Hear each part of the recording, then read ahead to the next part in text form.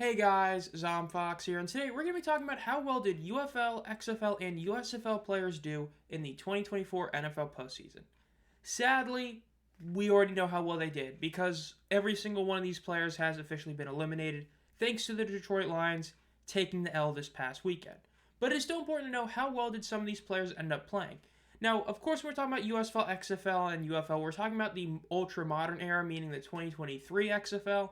Granted, the 2020 XFL really just a couple long snappers that played, but that's kind of the point. So without further ado, let's get started with the Denver Broncos, who have two players in Mitch Frabroni and Dondre Tillman.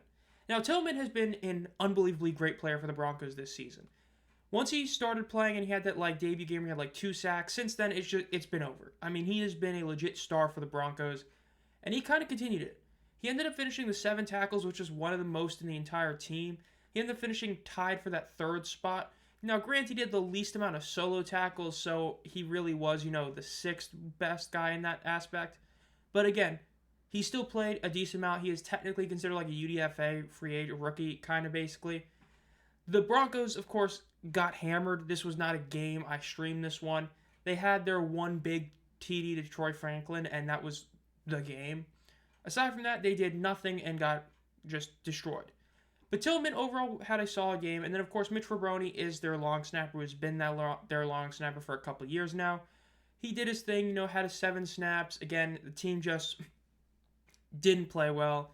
Denver Broncos took a massive L. They had a great season, and Tillman again had a really good season. He's going to be back next season and is more than likely going to be a legit starter on that team. Considering the fact that he came in during the season, ended up doing what he did, great player, great season for him, but the Broncos lost. Then we have Jake Bates, the last of these spring football players to get eliminated. The Detroit Lions, of course, had the single most disappointing end of any team in the playoffs. Yes, I am saying that knowing that the Ravens had the trifecta of Lamar's terrible first half, Mark Andrews dropping and fumbling the game away, and John Harbaugh not realizing he has Derrick Henry on 2-point conversions. Worst loss was still Detroit. This was supposed to be their Super Bowl team, and even though I predicted in my members video about the NFL bracket that I said they weren't going to make it to the Super Bowl due to their defensive injuries, I don't think anyone expected them to get bounced in the first round that they played in. Of course, they had the first round bye, and especially not to the 6th-seeded Commanders. This score really doesn't indicate the fact the Commanders really did outplay them significantly. The fact is the Lions' defense actually played much better than you expected them to. The offense had 5 turnovers. Granted, one of them was at the very end of the game, so really 4. It's just weird score. Commies were the better team. Defense of the Lions really wasn't that bad considering their injuries, considering the score. More so the offense sucked. Bates was fine. He went 4 for 4 in extra points and 1 for 1 in field goals. He did his job. For his playoff debut in the NFL, he did really solid. And overall, technically did better than his Michigan Panthers debut with the playoffs, of course, when he missed that field goal at the end of the half, which kind of started the downfall for the Panthers against the Stallions. This time he made all 5 of his kicks. Now, 4 of them were extra points. He only kicked the 1 field goal, but he was still perfect, 5 for 5 on kicks. So a very solid day for Jake Bates in a day where the offense pretty much just disappeared, right? Goff threw multiple interceptions. They had that terrible play where they had Jamison Williams throw a deep shot. Yeah, that was going to end well. I mean, look, this game, I legitimately could make a video on how pathetic this was for the Lions offense and how that, if I'm a head coach, I'm now questioning hiring Ben Johnson as my head coach. I'm not questioning Glenn. Again, like I said, the defense, I'm not going to get into it. Point is, Bates had a very solid performance, but the Lions did get eliminated. Now we have the Minnesota Vikings with Jalen Redmond.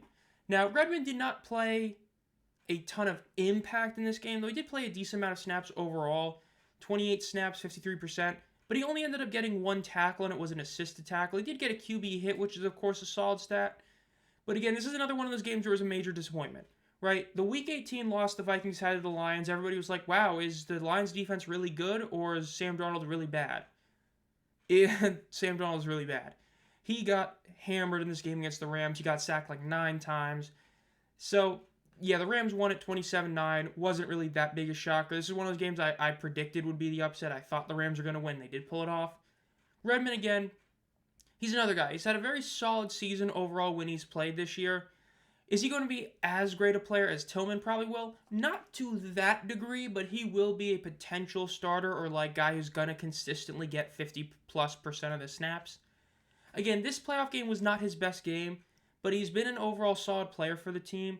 So I think that this is, it's just a bump in the road. The team just got hammered. It's going to be interesting to see what they do next season. Of course, whether or not they keep Darnold.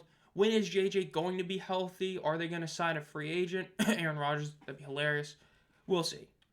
And then last but not least is Daniel Wellen of the Green Bay Packers. Again, we're only talking about the 2023 XFL plus the UFL and USFL. So Daniel Wellen is the last one to talk about. The former Defenders punter had a not too busy day. Again, weird game, 22-10, but he only punted twice, but he punted, 2 times for an average of 50 yards. Solid numbers, never punted in the 20. The offense never really got it fully going in this game. This was definitely the most, uninteresting matchup in the entire first round, in my opinion.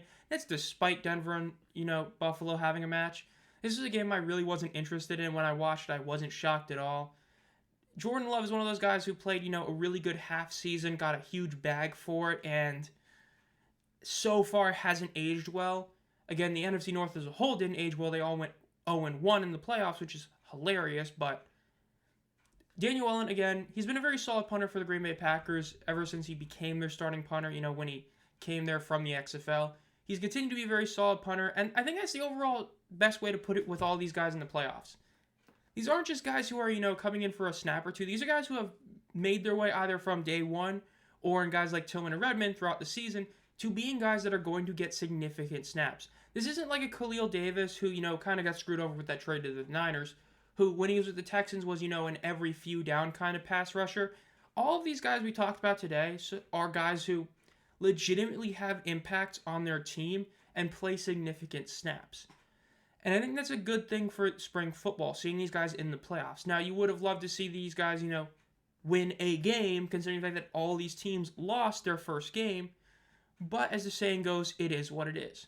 Of course, we had other inactive guys, like C.J. Brewer was inactive for the Buccaneers. You had a few other guys inactive for other teams, like Alexander Jr. for the Lions, if I'm not mistaken, like that. So you still had a lot of these guys on practice squads. I believe there's still a couple guys that are on practice squads of teams that are still moving on. Again, like the Ravens have a couple of guys from the 2020 XFL still on their team. So you're still seeing spring football have an impact. It's just that, a lot of these big name guys aren't there, especially it hurts when the Cowboys aren't there and the Cowboys have, Turpin and Aubrey.